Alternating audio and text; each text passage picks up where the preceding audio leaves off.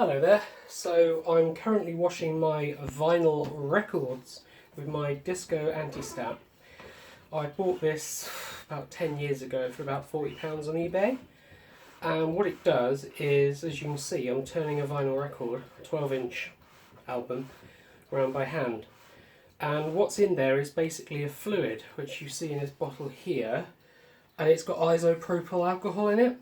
It's at 20%, so it's not going to do much damage, if at any value damage at all, get my words out. It cleans the grooves on the record, so when you're playing a record that you bought in a charity shop for £1 or $1 or wherever you live, usually it will be covered in dust and crap. So when you play it, it's going to be like crackly and poppy and, which is not how a vinyl record should really sound. Okay, so I'm just going to take this record out because I've just washed it, and then I'm going to go through the steps that I go through, okay? So just bear with me a moment. So I'm currently taking it out.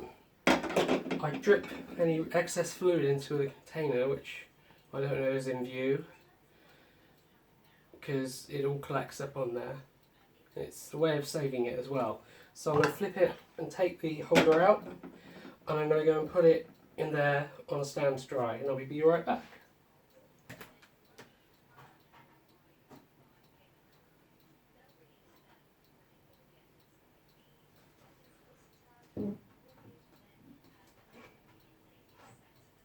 Okay, so say you've just been to a charity shop and you bought your favourite, your most favourite ABBA album, ABBA the album. So obviously you need to take it out of its sleeve. You get the inner sleeve. Then you take the record out of its inner sleeve, and you've got the record. So a vinyl record obviously has two sides. There's always two sides to a vinyl record. Okay, so what you do is you get the clamp with the spindle. You put it through the record like so. You get the other side, which is it's like a clam really, but except it's got a screw. I don't know if you can see that. So you tighten it up, not amazingly tight, otherwise you'll never get it off again. And then it forms like a wheel if you look, see, like a bike wheel. You put it in a trough of fluid, and then you simply whiz it round.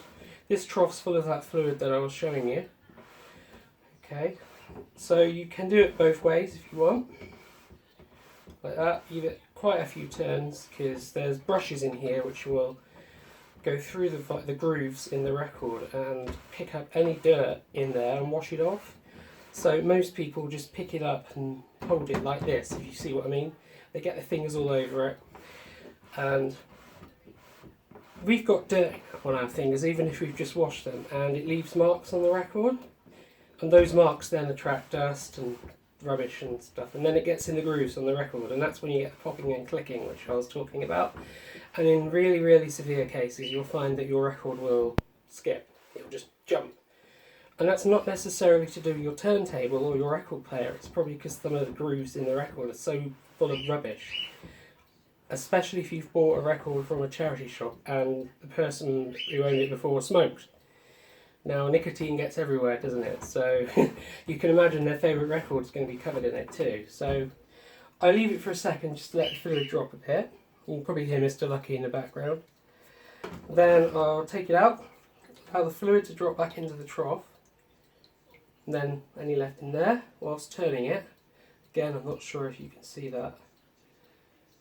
Then I will put it over the trough, undo that clamp, put one half down, and then take the other half off, hold the record, shake it, and then put it in the drying rack.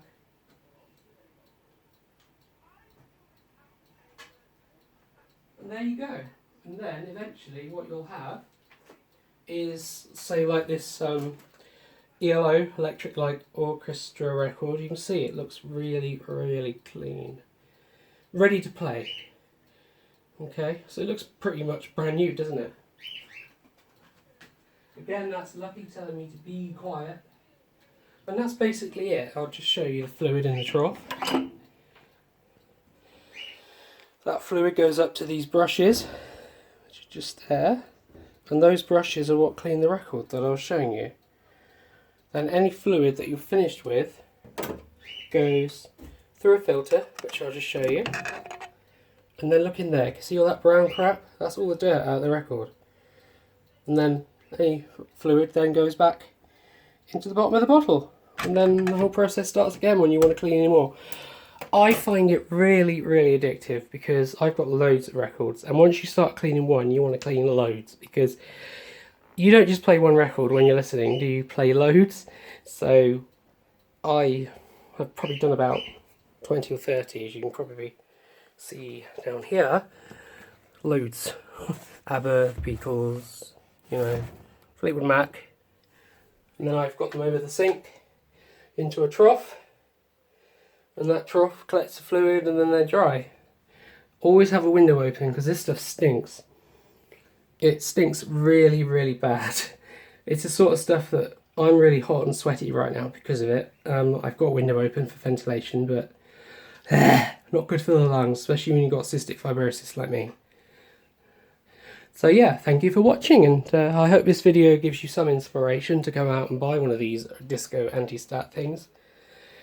It is 40 quid, but as I say, once you clean all your records and you enjoy them more because they're clean, or even sell some on eBay, people appreciate having a clean record, don't they? They don't like having a dirty one that skips and jumps, because then they try and get their money back, don't they? So yeah, thank you very much for watching, and I hope that was helpful for you. Bye for now.